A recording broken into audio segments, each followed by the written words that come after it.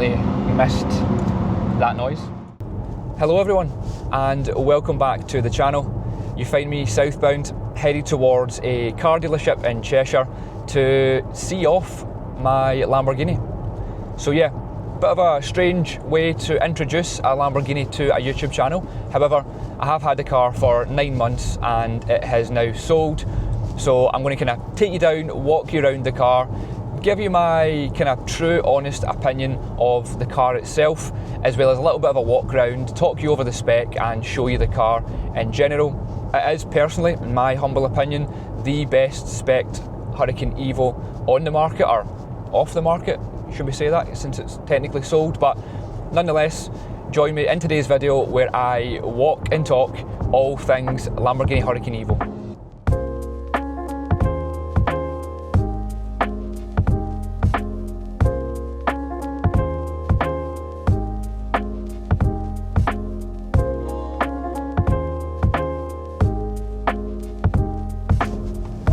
So we are just about to pull in to the dealership.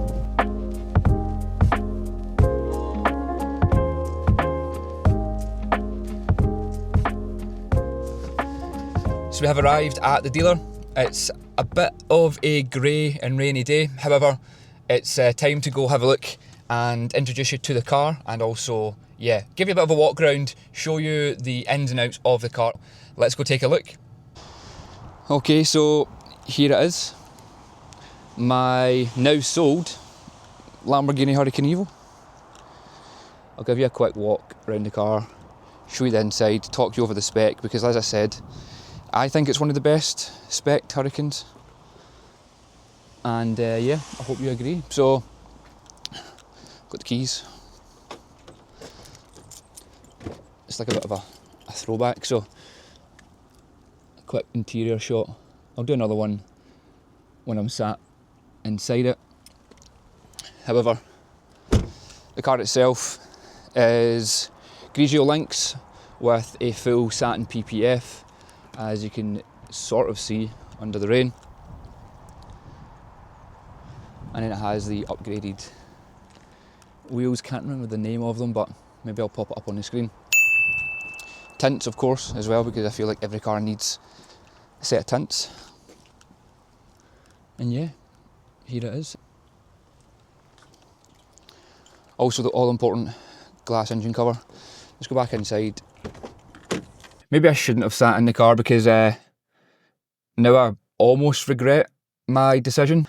But yeah, a little bit of a kind of walk around the car then. So currently done, which I think is quite aesthetically pleasing. Check this. An aesthetically pleasing amount of miles. 11,100 exactly. In terms of the spec inside, comfort seats, which are in fact not all that comfortable. Nonetheless, looks pretty good because it has the yellow piping and stitch with Alcantara. It doesn't have a cup holder, so usually the cup holder on these is there. I think it's only like £1,000 extra, but apparently whoever spec'd this didn't want to do that. Full Alcantara steering wheel as well, which again I think is key. You see a lot of them with leather steering wheels and I just really don't like it.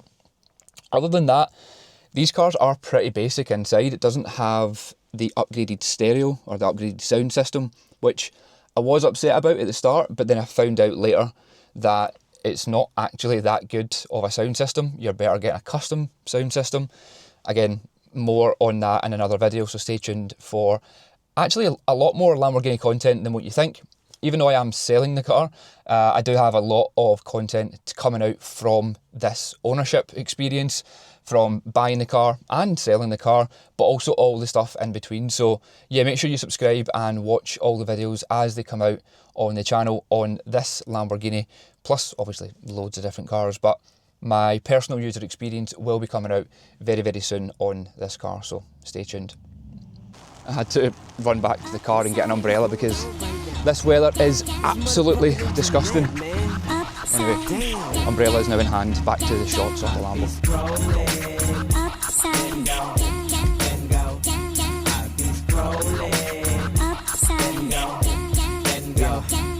I was checking on my phone while I'm stretching on my backbone. What's up with this timeline? Really got me into that zone. I mean, it's for real, but this shit just got real. I have missed that noise. So a bit of a segment which I didn't expect to happen, because the new owner wants a mileage check done, which is fairly standard on these cars. So we're headed to Lamborghini Manchester. So let's head there now, and I'll talk a little bit more about the car. In fact, you know what? Let's get it in sport for like 2 seconds. It'd be rude not to.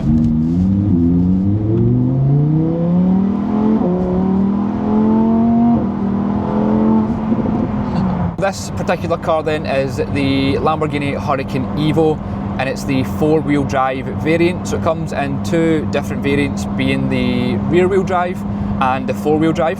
For me personally, I prefer the looks of the 4-wheel drive because it slightly changes the front bumper. However, I do think I would prefer the drive, like the actual day-to-day driving of the rear-wheel drive car. I was advised before I bought this to buy the rear-wheel drive car, but I didn't. I went against the advice and went for the better looking car. What I do find with this particular car, so the 4-wheel drive model, it does have rear wheel steering, which is cool, I guess, but I personally don't love it. The best way I can describe it is the steering feels very nippy. I don't know if that makes sense, but to me it makes sense.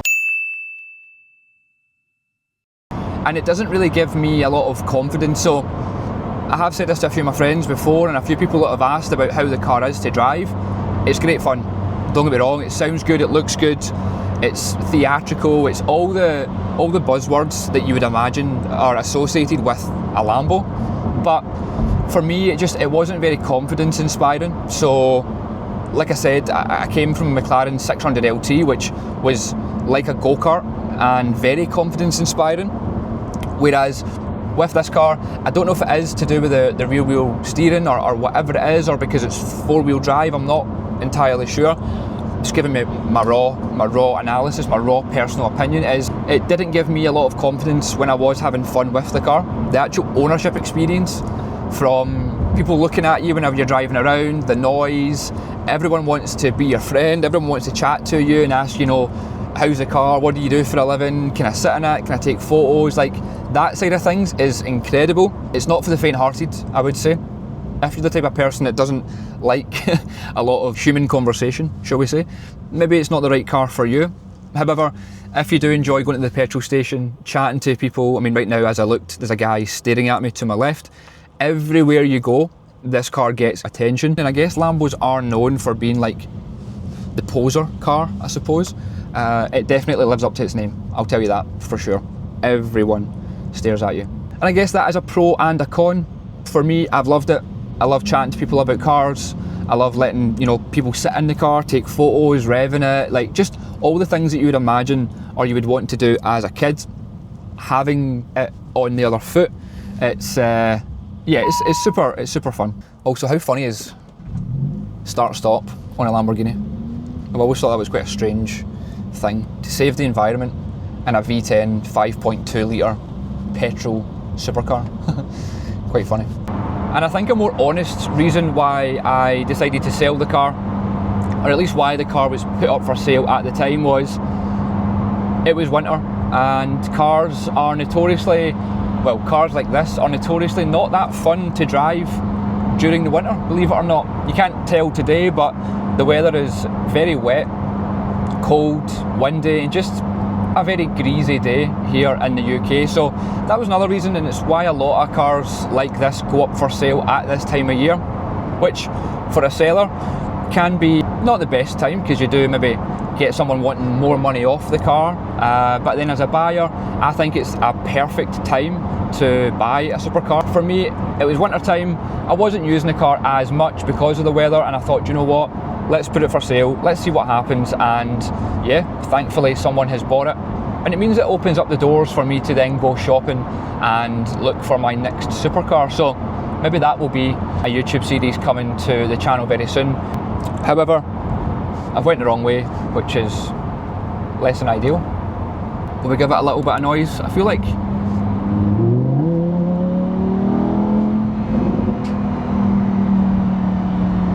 that's one of the reasons why you should buy a Lamborghini. It's the the fun factor, the noise, the expression, is that the word? It's a very addicting noise, to say the least.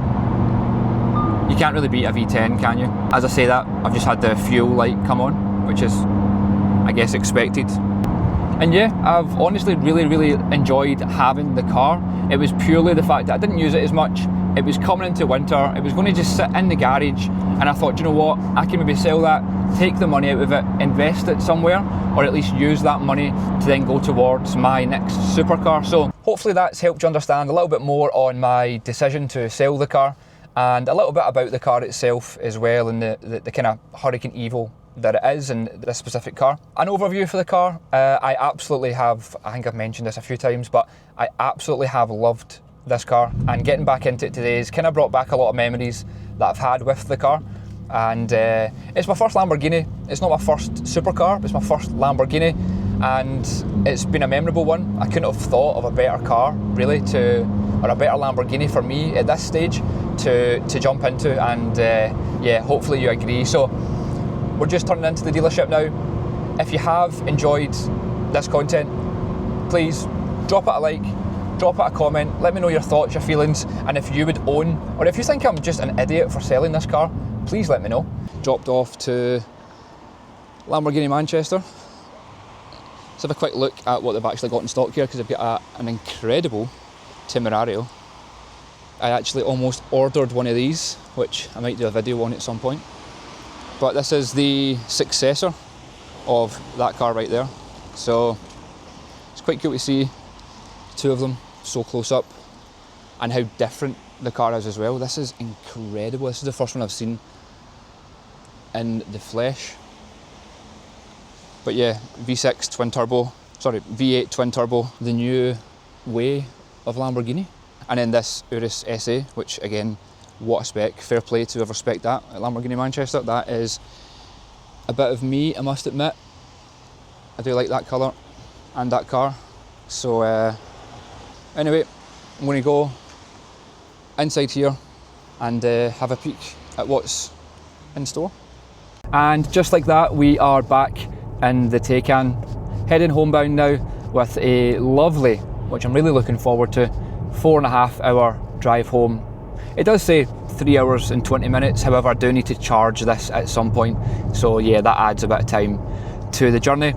Nonetheless though, great day, really happy with how today went, and a bit of a surprise as well, as I got to drive the car for the final time, so that was not expected at all. I thought I was just going down there to essentially just film and show the car itself, a little bit inside, a little bit outside, and talk a bit about the car.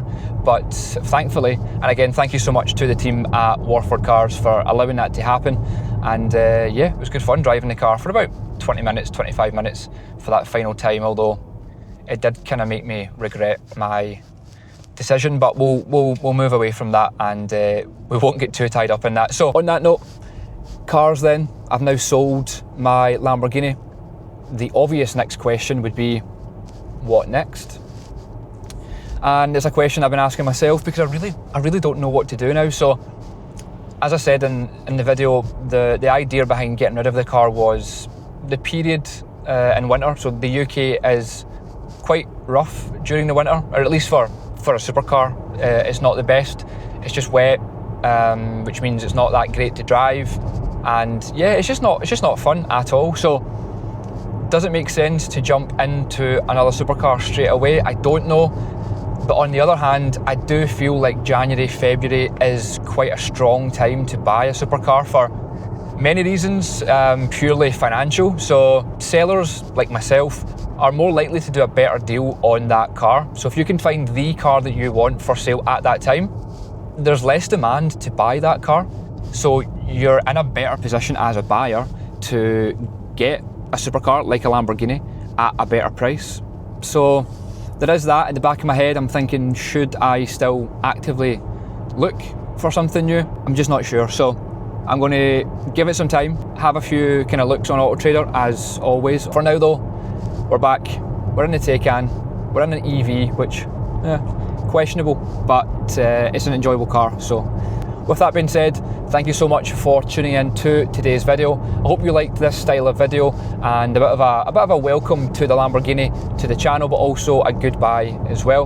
There will be plenty of more videos on the car coming though, so just because that was the goodbye video, there is a lot of stories that I'd like to tell and share on YouTube from the buying of the car, selling of the car, because again, that's a very important part if you're in a kind of supercar territory. How do you sell a car like that? And I've experienced it a few times now, and yeah, I think it'd be good to share that with you. So if that sounds like something that you would like to watch, please let me know in the comments below, and of course subscribe for when those videos are released on the channel. Thank you so much, and I'll see you in the next one.